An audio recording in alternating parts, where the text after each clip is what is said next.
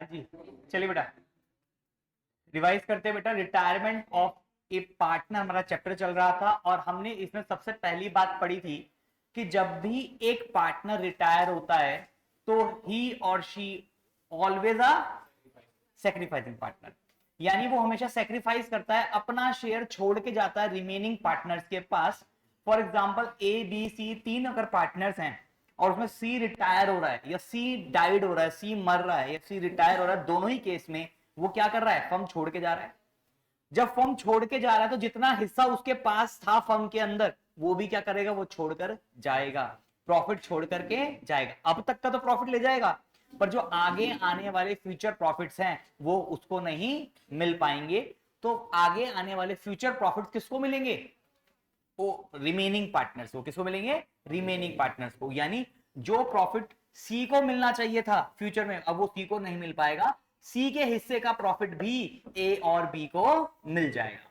यानी सर इस केस में या तो ए गेन करेगा या तो बी गेन करेगा। और अगर इसने हमें यह नहीं बताया कि सी अपना हिस्सा ए को देके जा रहा है या बी को देके जा रहा है तो हम एज्यूम कर लेते हैं कि उसने ए को भी दिया है और बी को भी दिया है। किस रेशियो में, ओल्ड प्रॉफिट शेयरिंग रेशियो में। और इस अजम्पशन के वजह से हमारी old ratio between remaining partners बराबर हो जाती है गेनिंग रेशियो के, और यही बराबर हो जाती है न्यू प्रॉफिट शेयरिंग रेशियो के।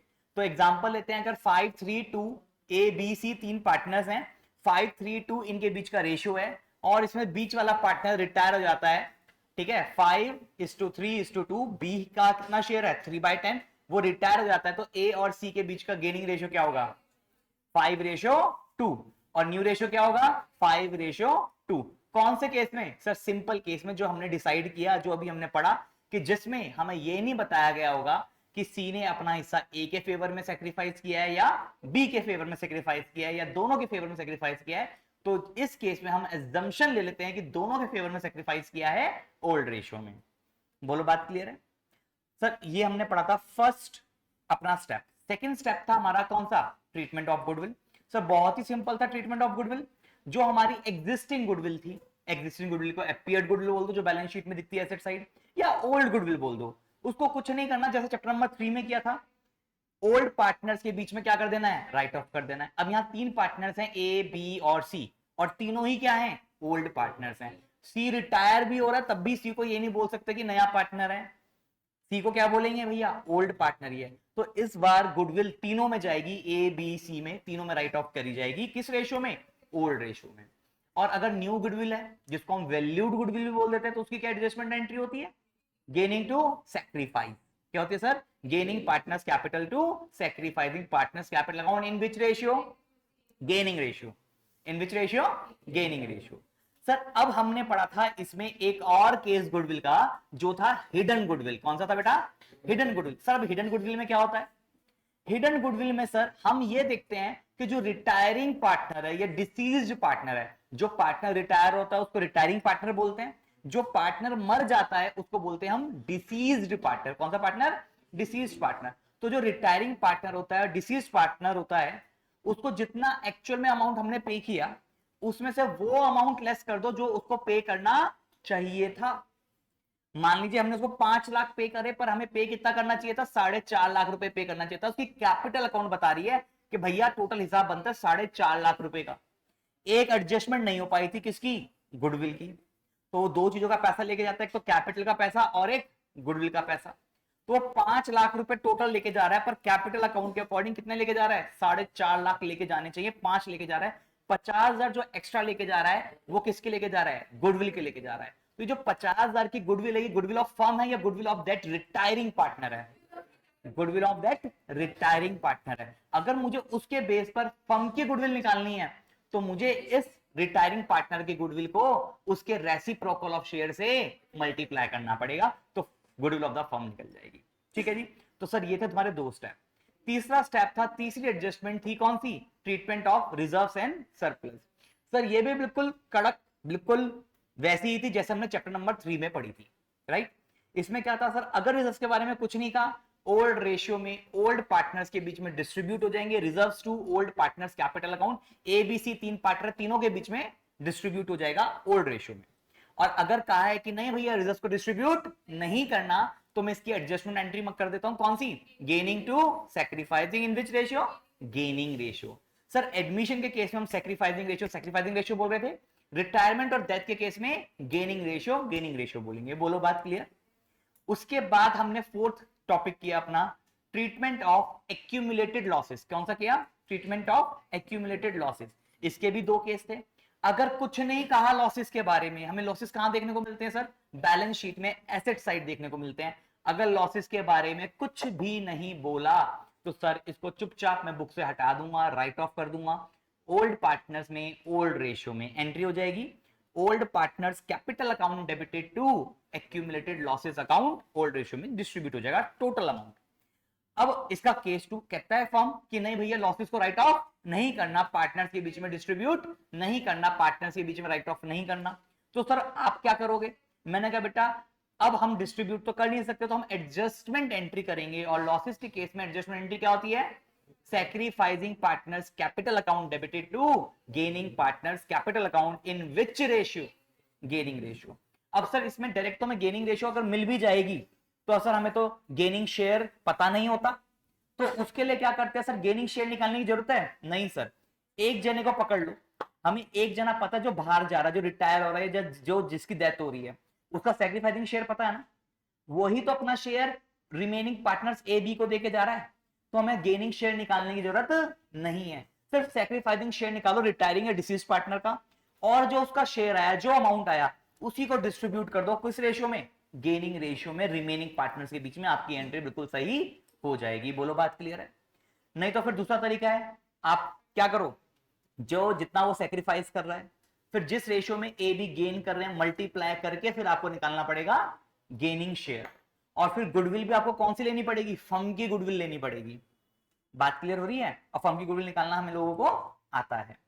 ठीक है, तो आज हम फिफ्थ टॉपिक करेंगे जो कि है revaluation of assets and reassessment of liabilities, और साथ में पार्टनर्स कैपिटल अकाउंट के लिए जो सबसे ज्यादा इंपॉर्टेंट चीज है इस चैप्टर में, जो बिल्कुल अलग है, उसको सीखेंगे। तो आइए पहले फिफ्थ टॉपिक के साथ स्टार्ट करते हैं, that is revaluation of assets and reassessment of liabilities. Very good sir. इसमें क्या है मां बेटा, इसमें भी कुछ नहीं है, जैसा हमने चैप्टर नंबर 3 में किया था बिल्कुल सेम ट्रीटमेंट होगा।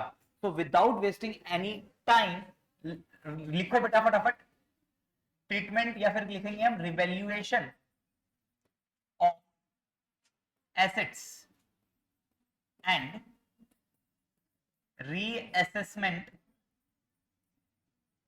Of liabilities. तो बेटा इसके अंदर क्या करते हैं सर, एसेट्स की दोबारा से वैल्यू निकाली जाती है कि मार्केट वैल्यू में, मार्केट वैल्यू क्या है एसेट्स की।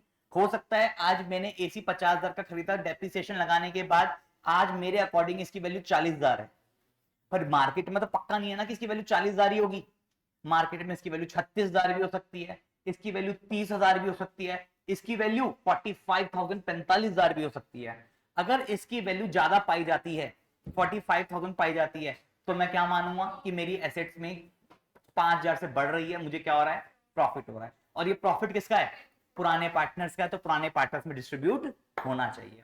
अगर मेरे अकॉर्डिंग 40,000 वैल्यू और आज मार्केट में इसकी वैल्यू 30,000 है, तो मुझे 10,000 का क्या हो रहा है, लॉस हो रहा है। ये लॉस किसका है सर, सारे सभी पुराने पार्टनर्स का है, तो ये पुराने पार्टनर्स में डिस्ट्रीब्यूट होना चाहिए।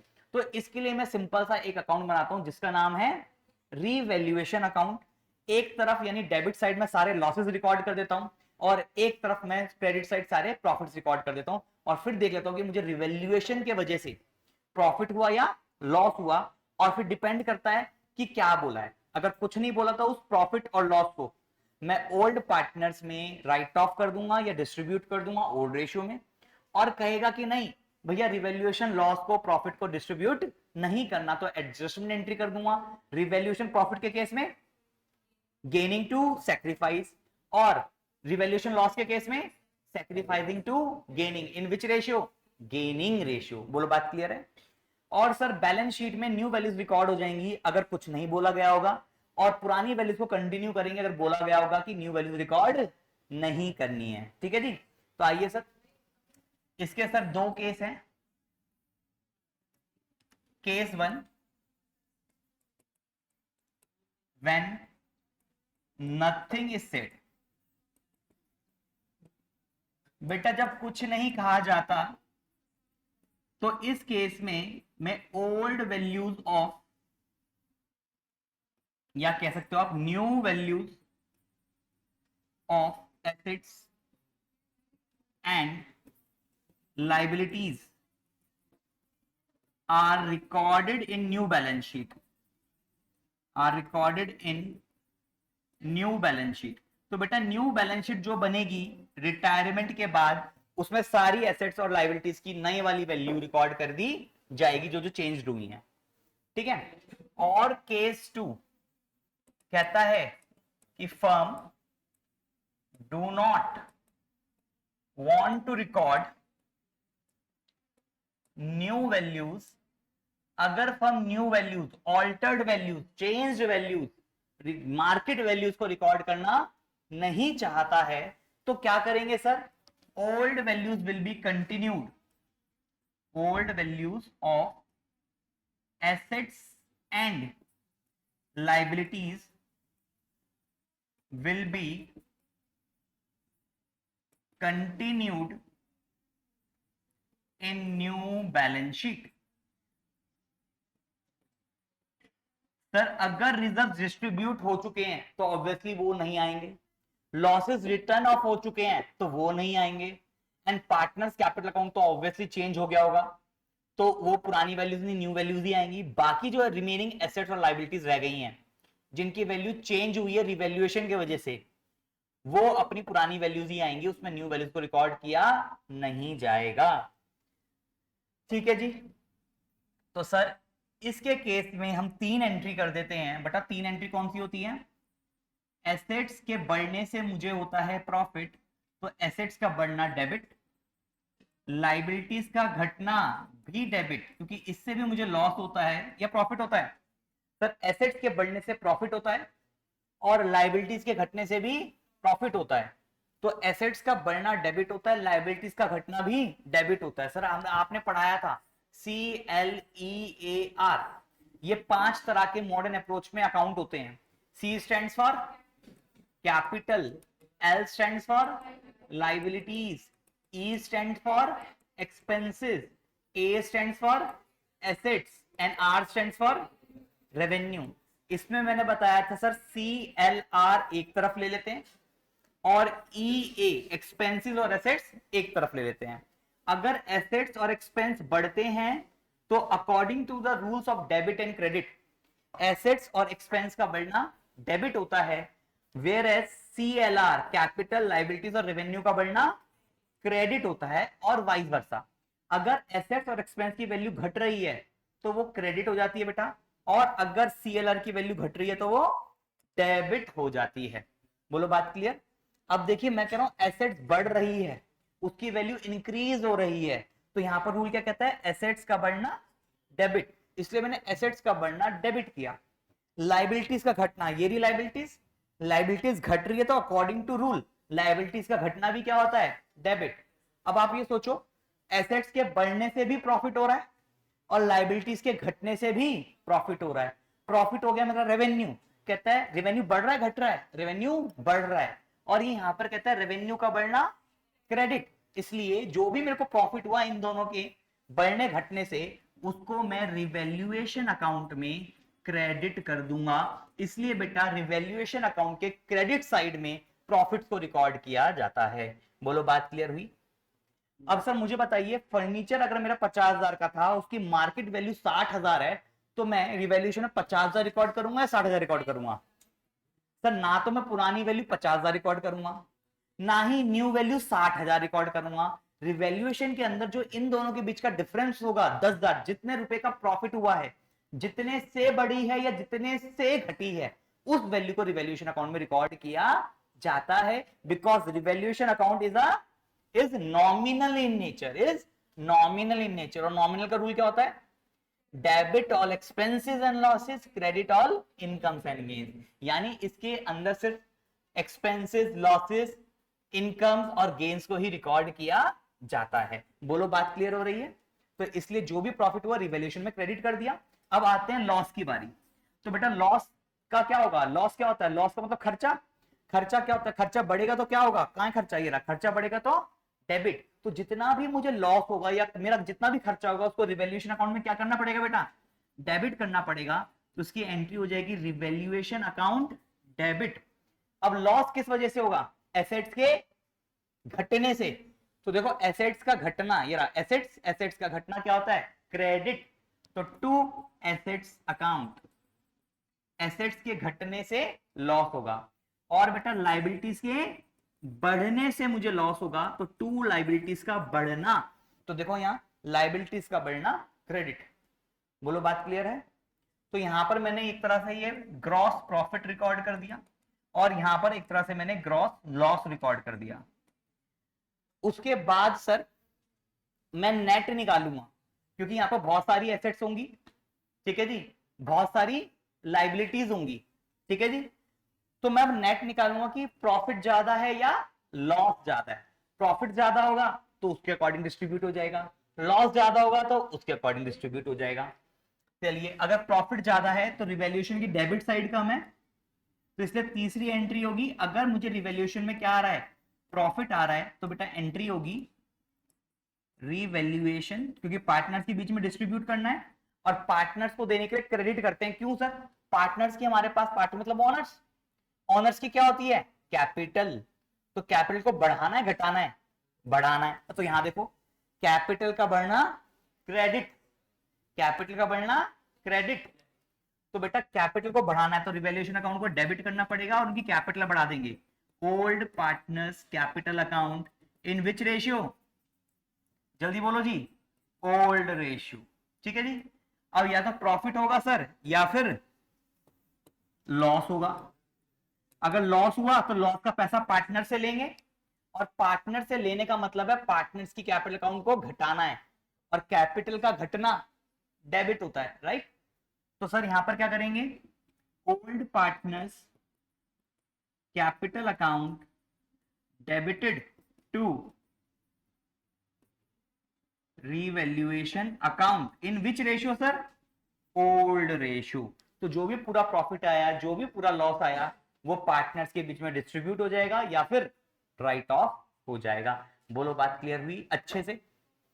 चैप्टर नंबर 3 में भी यही पढ़ा है हमने और चैप्टर नंबर 4 में भी सेम यही चीजें पढ़ी थी, ठीक। अब सर अगर बात करें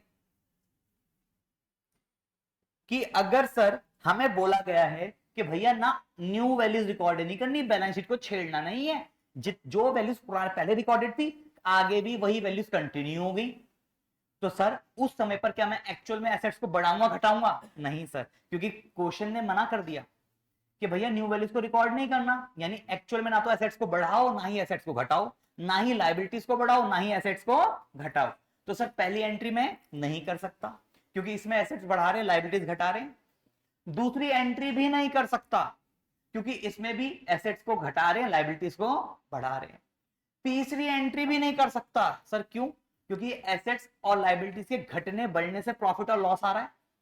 तो जब ये एसेट्स घट और बढ़ ही नहीं रहे एक्चुअल में, तो एक्चुअल में ना तो प्रॉफिट हो रहा ना ही लॉस हो रहा, तो इसलिए ना मैं बांटूंगा ना मैं लॉसेस का पैसा लूंगा। बोलो बात क्लियर है।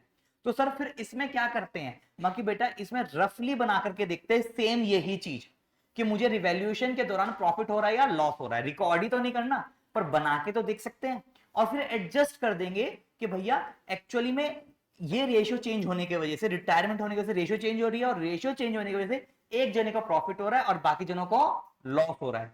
तो एक काम करो, जिनको प्रॉफिट हो रहा है ठीक है ना, उनसे पैसा ले लो और जिसको क्या हो रहा है लॉस हो रहा है उसको दे दो, यानी गेनिंग टू सेक्रीफाइस, यानी क्या कर दो, कॉम्पेंसेट कर दो, कॉम्पेंसेट द सेक्रीफाइसिंग पार्टनर्स। क्या कर दो सर, कॉम्पेंसेट कर दो किसको, सेक्रीफाइसिंग पार्टनर्स को। फॉर एग्जांपल आपने वर्कमैन कॉम्पेंसेशन रिजर्व पढ़ा था कि वर्कर्स को चोट लगी तो नुकसान किसका हुआ, वर्कर्स का। तो वर्कर्स के नुकसान को पूरा करने के लिए हम उसको क्या करते हैं, कॉम्पेंसेट करते हैं, इसलिए हम बनाते हैं वर्कमैन कॉम्पेंसेशन रिजर्व कि अगर वर्कर को चोट लगी, हमारे वजह से वर्कर का नुकसान हुआ, तो हम उसको क्या कर दें, नुकसान को पूरा कर दे, कॉम्पेंसेट कर दे। ऐसी क्या होता है जब हमारी गाड़ी बस चला रहे होते रोड पे गाड़ी ठुक जाती है, ठीक है, तो हम क्या कहते हैं, भैया इसमें खर्चा आएगा, मेरी गाड़ी का इंश्योरेंस नहीं है, जितना पैसा लगेगा तू कॉम्पेंसेट कर, मेरा नुकसान हुआ है। इंश्योरेंस कंपनी भी क्या करती है कि आपको ज्यादा पैसा दे देती है? नहीं सर, जितना आपका नुकसान हुआ होता है उतना ही आपको पैसा देती है, आपका लॉस क्या कर देती है, कॉम्पेंसेट कर देती है। तो इसी वजह से जो भी एसेट्स और लाइबिलिटीज के घटने बढ़ने से, जो कि एक्चुअली बढ़ नहीं रहे हैं, सिर्फ रफली चेक कर रहे हैं, जो भी प्रॉफिट और लॉस होगा उसकी मैं एक एडजस्टमेंट एंट्री पास कर दूंगा कि भैया सैक्रिफाइसिंग पार्टनर्स, तुम्हें लॉस हो रहा है, लॉस कोई नहीं, हम गेन कर रहे हैं एक्स्ट्रा, वो ले लो तुम, तुम्हारा लॉस पूरा हो जाएगा, कॉम्पेंसेट हो जाओगे। तो इस वजह से जब मैं रफ में रिवैल्यूएशन अकाउंट बनाऊं के पता लगाऊंगा कि रिवैल्यूएशन प्रॉफिट हुआ है, तो सिर्फ एक एडजस्टमेंट एंट्री पास करूंगा जो कि क्या होगी, जल्दी बोलो, gaining partners capital account debited to sacrificing partners capital account. बोलो जी, in which ratio? Sir gaining ratio. कौन सी रेशियो? Gaining ratio, right. और यहीं पर अगर मुझे रीवैल्यूएशन लॉस हो जाता है सर, क्या हो जाता है, रिवैल्यूएशन लॉस हो जाता है, तो रिवर्स एंट्री कर देंगे, है ना, क्योंकि इस बार गेनिंग वाले क्या कर रहे हैं, लॉस में जा रहे हैं, राइट। तो उसमें क्या एंट्री हो जाएगी sir, sacrificing partners capital account debited to gaining partners capital account in which ratio? Sir gaining ratio. बोलो बात क्लियर है या नहीं है, समझ में आ रहा है? गौरव, प्रिंस, आदित्य, ठीक है जी, गुम्बर जी, क्लियर? चलें आगे। तो बेटा इसका रिवैल्यूएशन अकाउंट सभी को बनाना आता है, हमने रिवैल्यूएशन अकाउंट बनाना सीखा था इसका, जरा बताना रिवैल्यूएशन अकाउंट कैसे बनता है सर?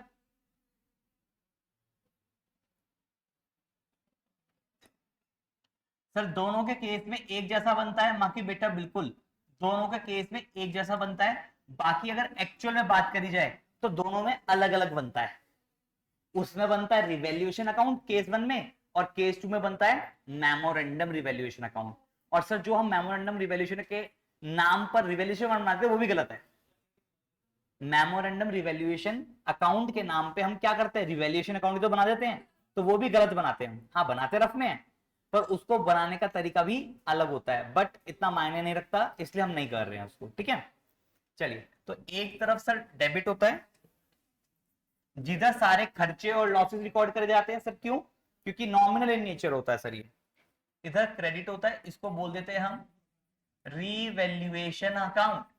सर रिवैल्यूएशन अकाउंट का एक नाम और होता है, रिवैल्यूएशन अकाउंट का एक नाम और होता है, कई बार उस नाम से पूछ लेते हैं कि प्रिपेयर दिस अकाउंट, तो आपको याद आ जाना चाहिए कि रिवैल्यूएशन अकाउंट बनाना है। मैंने बताया था चैप्टर नंबर 3 में बताया, 4 में बताया, वेरी गुड। सर दूसरा नाम इसका होता है profit and loss adjustment account, very good, ठीक है जी।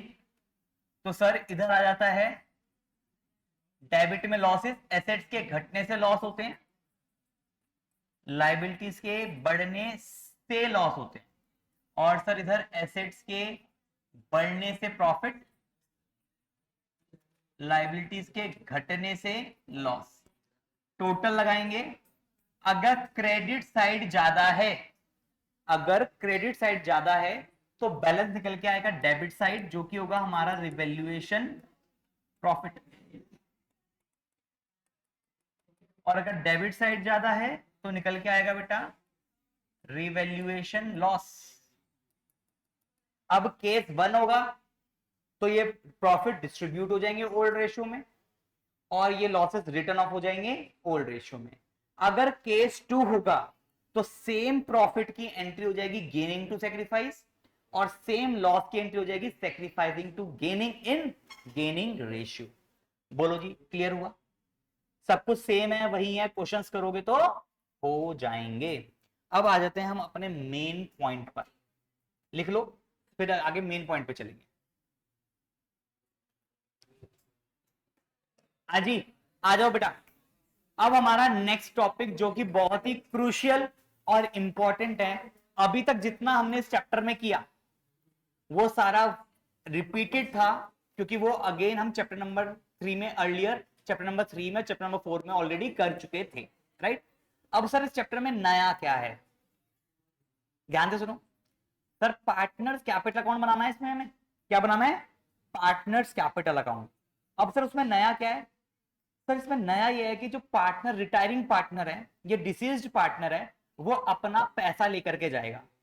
सारी एडजस्टमेंट्स कहां हो चुकी हैं, कैपिटल अकाउंट में हो चुकी हैं। किस किस की एडजस्टमेंट हो चुकी है सर, गुडविल की हो चुकी है, रिजर्व्स की हो चुकी है, लॉसेस की हो चुकी है, रिवैल्यूएशन की हो चुकी है। तो ये सारी एडजस्टमेंट्स कहां हो चुकी है, पार्टनर्स कैपिटल अकाउंट में हो चुकी है। तो क्या रिटायरिंग पार्टनर को भी गुडविल का पैसा मिल गया होगा कैपिटल में, रिजर्व का पैसा मिल गया होगा, लॉसेस का पहला पैसा कट गया होगा, रिवैल्यूएशन का प्रॉफिट मिल गया होगा। ये सारी चीजें उसकी कैपिटल अकाउंट में ऑलरेडी डन हो चुकी होंगी। अब बात यह उसको पैसा देना है। अगर फर्म के पास पैसा है तब तो कोई दिक्कत नहीं, अगर फर्म के पास पैसा नहीं है तो क्या करेंगे, तो उस टॉपिक का नाम आता है settlement of retiring partners capital account. क्या आता है topic, settlement of retiring partners capital account. लिखेंगे टॉपिक का नाम, settlement of retiring partners capital account.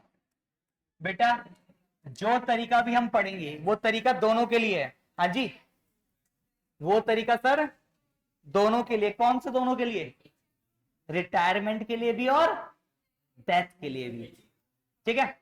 अब ध्यान से सुनो, डेथ वाले क्वेश्चन में क्या करेगा, कई बार आपको कहेगा सबका कैपिटल अकाउंट मत बनाओ, जो पार्टनर मर गया सिर्फ उसका ही कैपिटल अकाउंट आपको बनाना है। ऐसे रिटायरमेंट में भी बोल सकता है, जो पार्टनर रिटायर हो रहा है सिर्फ उसका ही कैपिटल अकाउंट बनाना है। तो आई होप बना लोगे, उसमें तो कोई दिक्कत नहीं आनी चाहिए। जहां 3 का बना रहे हैं, 1 का तो बना ही लेंगे। तो फिलहाल उसको पे कैसे करेंगे रिटायरिंग पार्टनर को, जैसे एडमिशन वाले चैप्टर में हमने देखा था, जब नया पार्टनर आ रहा था तो कैपिटल का पैसा ला रहा था, प्रीमियम फॉर गुडविल का पैसा ला रहा था, तो उसकी अलग अलग एंट्री हुई थी। तो यहां पर भी क्या हुआ था, एक कॉलम एड ऑन हो गया था पार्टनर्स कैपिटल में। ए भी पुराने पार्टनर से सी आया और वो कैश लिखा था, बाय कैश, और सी के कॉलम में उसकी कैपिटल इंक्रीज हो गई थी। तो अब क्या होगी, पार्टनर को टाटा बाय बाय बोलना है, तो क्या होगा, कैपिटल अकाउंट से हट जाएगा। तो जब वो आया था, पैसा लाया था, कैपिटल इंक्रीज हुई, तो कैपिटल अकाउंट क्या हुआ था, क्रेडिट, राइट। अब वो उसको टाटा बाय बाय कर रहे, कैपिटल का पैसा लेके जा रहा है, तो कहां आ जाएगा, डेबिट साइड आ जाएगा। Very good. वहां लिखते थे बाय कैश, यहां लिखेंगे टू कैश। वहां लिखते थे क्रेडिट साइड में बाय कैश, यहां लिखेंगे टू कैश। वहां पैसा ला रहा था, पैसा बढ़ रहा था, यहां पर माइनस हो रहा है, तो सीडी में उसका बैलेंस कुछ भी नहीं बचेगा, क्योंकि सीडी बैलेंस निकालने से पहले उसको क्या कर देंगे, पेमेंट कर देंगे। ठीक है जी, आओ सर देखते हैं। देखो सर, यहां लिखेंगे if retiring partner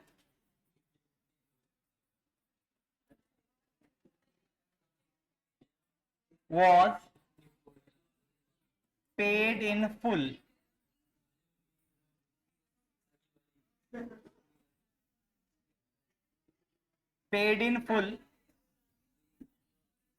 by check और कैश। हाजी, अगर जो पार्टनर रिटायर हो रहा है उसका 5 लाख रुपया देना है, कितने रुपए देना उसे, अब मैंने उसको सारा का सारा पैसा तो चेक इशू कर दिया या उसको कैश पकड़ा दिया, तो एंट्री क्या होगी, पार्टनर की कैपिटल बढ़ेगी या घटेगी, घटेगी। पार्टनर का पैसा लेके जा रहा है, जब पार्टनर पैसा लेके आता तो पार्टनर की कैपिटल इंक्रीज करी थी, अब अपना पार्टनर पैसा लेके जाता तो पार्टनर की कैपिटल क्या होगी, डिक्रीज होगी, और पार्टनर की कैपिटल का घटना डेबिट होता है। Very good. तो इसमें एंट्री क्या होगी बेटा, रिटायरिंग पार्टनर, जल्दी बताओ, retiring partners capital account debited to cash account या फिर बैंक अकाउंट। बोलो बात क्लियर है, उसका अकाउंट हो गया सेटल्ड, एडजस्टमेंट करने के बाद उसको पेमेंट कर दी, ठीक है। टू कैश या फिर टू बैंक अकाउंट। चेक से पेमेंट करिए तो टू बैंक, और कैश में पेमेंट करिए तो टू कैश। पार्टनर की कैपिटल अकाउंट कम हुई और उसको पैसा चला गया। बोलो बात क्लियर? कराते हैं। अगर मान लीजिए पार्टनर कहता है मुझे पैसा दे दो, और फर्म कहता है कि भैया हमारे पास पैसा नहीं है। फर्म के पास पैसा था तो फर्म ने पैसा पे कर दिया, रिटायरिंग पार्टनर कैपिटल अकाउंट को खत्म किया और नया अकाउंट कैश से पैसा दे दिया। अब रिटायरिंग पार्टनर से हमारा कोई लेना देना नहीं है, कोई वास्ता नहीं है, वो अलग हो गया और हम अलग हो गए। ठीक है, उसको हमने अलविदा टाटा बाय बाय कह दिया उसका पैसा चुकता करके। अब दूसरा केस कि भैया फर्म के पास पैसा ही नहीं है बिल्कुल भी उसको देने के लिए, तो फर्म क्या कहेगी? भाई रुक जा, कुछ दिनों में दे देंगे या कुछ महीनों में दे देंगे, और जब तक के लिए क्या हम सी हमारा साथ छोड़ देगा? वो क्या कहेगा? भाई कैपिटल तो खत्म करो, पर मेरा तुम्हारे पास क्या रहेगा? कर्जा रहेगा। तो नहीं, फर्म के ऊपर क्या चढ़ जाएगा? लोन चढ़ जाएगा। यानी जो पैसा उसका कैपिटल में था वो तो हम पहले पे कर रहे थे, अब पे नहीं कर रहे, कौन सा अकाउंट में डाल देंगे? लोन अकाउंट में डाल देंगे। यानी हम कैपिटल वाली लायबिलिटी खत्म करके लोन वाली लायबिलिटी को बना देंगे। मैंने बोला बेटा तुमने पहले केस में कैश में पे कर दिया, कैपिटल खत्म हो गई, पैसा पे हो गया। दूसरे केस में फर्म के पास पैसा नहीं है, तो फर्म क्या करेगी? लोन अकाउंट क्रिएट कर देगी उसका। ठीक है जी। दूसरा केस,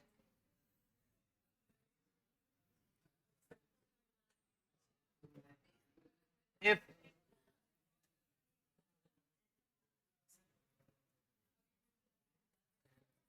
retiring partner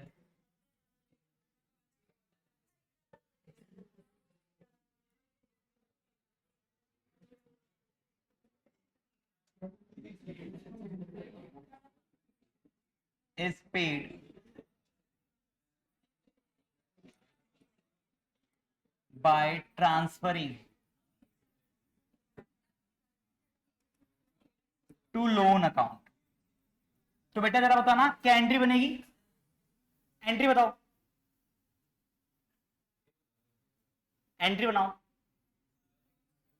कैपिटल तो खत्म होगी ना? Very good. Retiring partner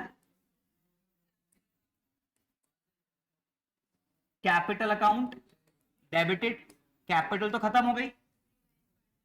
very good. To पहले पेमेंट करी तो टू कैश, अब लोन में ट्रांसफर कर रहे हैं तो to retiring partner loan account. Very good. अब सारा पैसा कहां ट्रांसफर कर दिया सर? लोन अकाउंट में ट्रांसफर कर दिया। बोलो बात क्लियर है? अब सर इसका तीसरा केस, फर्म कहती है भाई पैसा तो है पर जितना पैसा तुझे देना है उतना पैसा नहीं है। सुनो मेरी बात, पार्टनर कहता है मेरे 5 लाख रुपए बन रहे, 5 लाख रुपए दे दो। वो कहता है देख भाई पैसा तुझे देंगे पर अभी हमारे पास सिर्फ 3 लाख रुपया है। कितना है? 3 लाख रुपया। तो उसको क्या करेंगे? अभी कुछ पैसा कैश दे देंगे और कुछ पैसा उसके लोन में ट्रांसफर कर देंगे। बोलो बात क्लियर है? यानी तीसरा केस हो जाएगा partly paid in cash and partly transferred to loan account. चलिए इसकी एंट्री बताओ क्या बनेगी? कुछ पैसा पेमेंट कर दी और कुछ पैसा लोन अकाउंट में ट्रांसफर कर दिया। बोलो बोलो जल्दी बोलो। हाँ जी, retiring partners capital account debited to cash या फिर बैंक अकाउंट, जितना पे कर दिया। Very good. To retiring partner loan account.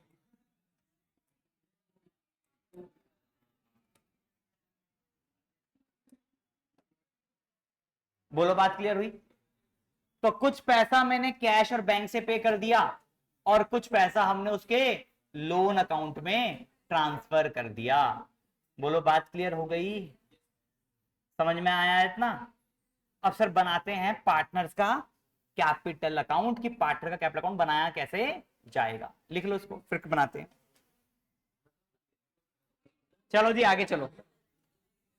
देखो सर, पार्टनर्स कैपिटल अकाउंट कैसे बनेगा सर?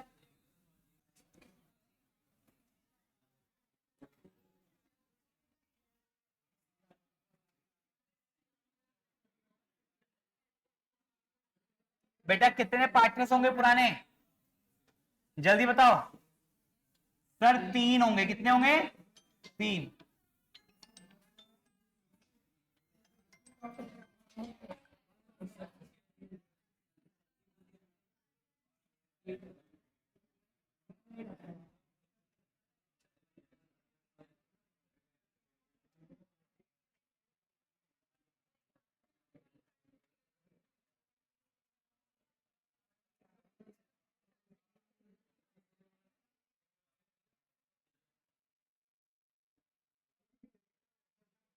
बेटा लीजिए सुनो, मैं यहां पर मान के चल रहा हूं सी रिटायर हो रहा है। हाँ जी, मैं यहां पर मान के चल रहा हूं कौन रिटायर हो रहा है बेटा? सी रिटायर हो रहा है। सबसे पहले क्या लिखते हैं बेटा, जल्दी बोलो। By balance BD. बेटा ए बी सी तीनों का बीडी होगा, ए बी सी तीनों का बीडी होगा।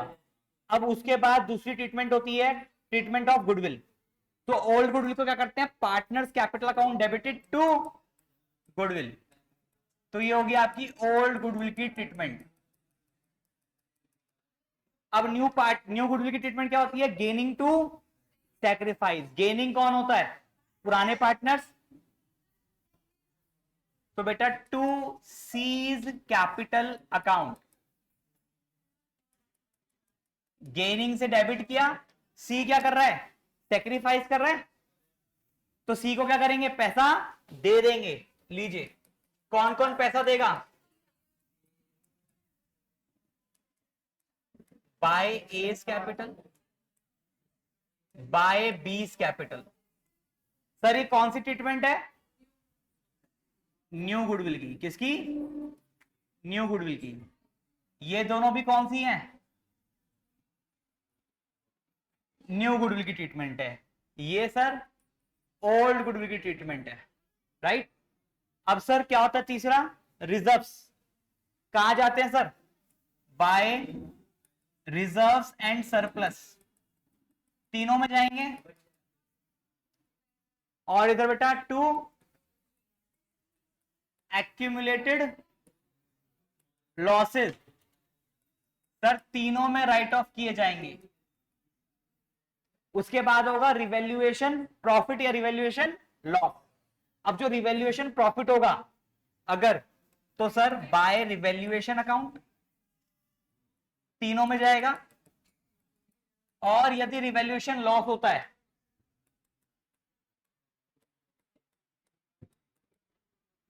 सर, वो भी तीनों में ही राइट ऑफ किया जाएगा। उसके बाद क्या जाता है सर, पार्टनर्स कैपिटल अकाउंट। इस पे स्टार आएगा क्योंकि या तो प्रॉफिट होगा या फिर लॉस होगा। इतनी बात क्लियर है। अब सर अब आ गया मेन पार्ट, ध्यान से सुनो। इतना तो हम सभी ने कर चुके हैं। अब यहां पर लगाया था टोटल। आदित्य ध्यान दे। अब मेरी बात ध्यान से सुनो। अब सी अगर रिटायर हो रहा है तो सी को पैसा दिया जाएगा या फिर वो पैसा उसके लोन अकाउंट में ट्रांसफर किया जाएगा, दोनों में से एक चीज होगी। तो सबसे पहले हम सी का अकाउंट बंद कर लेंगे, ठीक है। सी का टोटल लगाएंगे, क्रेडिट साइड ज्यादा आएगी जनरली हर केस में। अगर मैंने सी को ये पैसा कैश में पे किया है तो क्या लिख दूंगा, टू कैश अकाउंट। अगर लोन में ट्रांसफर किया है तो टू सीज लोन अकाउंट। बोलो बात क्लियर है। अब जो बच गए ए बी, इनका लगाया जाएगा टोटल और यहां आ जाएगा टू बैलेंस सीडी। किस किस का, ए का और बी का। सी का सीडी बैलेंस नहीं आएगा क्योंकि सी तो क्या हो गया, रिटायर हो गया, चला गया, फर्म से निकल गया, तो उसकी कैपिटल का बैलेंस भी हमारे पास नहीं बचा। ठीक है, जैसे एडमिशन वाले चैप्टर में नया पार्टनर आया था तो बीडी में सी का बीडी नहीं था, सी का बीडी नहीं था ना एडमिशन वाले में। क्यों? क्योंकि पहले सिर्फ 2 ही पार्टनर्स थे, अब 3 पार्टनर्स थे पहले तो तीनों का आया। अब न्यू फॉर्म में सी चला गया तो सी का सीडी गायब हो गया, यहां से सी का सीडी नहीं है यहां पर। बोलो बात क्लियर हुई? समझ में आई कैसे बनेगा? तो पार्टनर कैपिटल अकाउंट में चेंज क्या हुआ? सिर्फ सीडी का चेंज हुआ कि सीडी से 2 रिमेनिंग पार्टनर्स का आएगा, जो तीसरा सी होगा वो तो अपना कैश ले जाएगा या लोन अकाउंट जाएगा। इससे क्या हो गया, सी का जो कैपिटल अकाउंट है वो क्या हो गया, सेटल्ड हो गया। सी को जो अमाउंट लेके जाना चाहिए था वो यहां पर हमने उसको दे दिया, या तो कैश से दे दिया उसके लोन अकाउंट में ट्रांसफर कर दिया। बोलो बात क्लियर हुई? नेक्स्ट क्लास में रिटायरिंग पार्टनर का कैपिटल अकाउंट बनाएंगे, ठीक है, और इसके क्वेश्चंस करेंगे रिटायरमेंट के। अब हुआ ये एक्चुअली में चैप्टर स्टार्ट रिटायरमेंट वाला, क्योंकि जब से तो क्या चल रहा था, रिपीट चल रहा था, ठीक है ना, अब स्टार्ट हुआ है। चलिए आज की क्लास यहीं तक, तब तक के लिए take care, bye bye, have a nice day. Next class में इसके क्वेश्चंस करेंगे।